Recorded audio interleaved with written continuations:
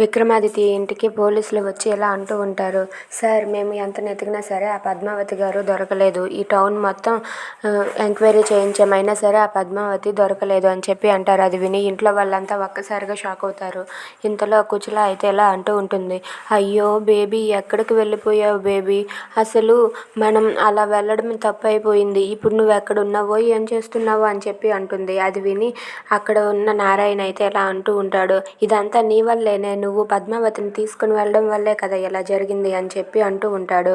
ఇంతలో ఆర్య అయితే పోలీసులతో, సార్ ఇంకొకసారి మీ స్టాఫ్ మొత్తాన్ని పెట్టించి నెతికించండి, ఎక్కడికి వెళ్ళదు, ఈ సిటీలోనే ఉండుంటుంది అని చెప్పి అంటూ ఉంటాడు.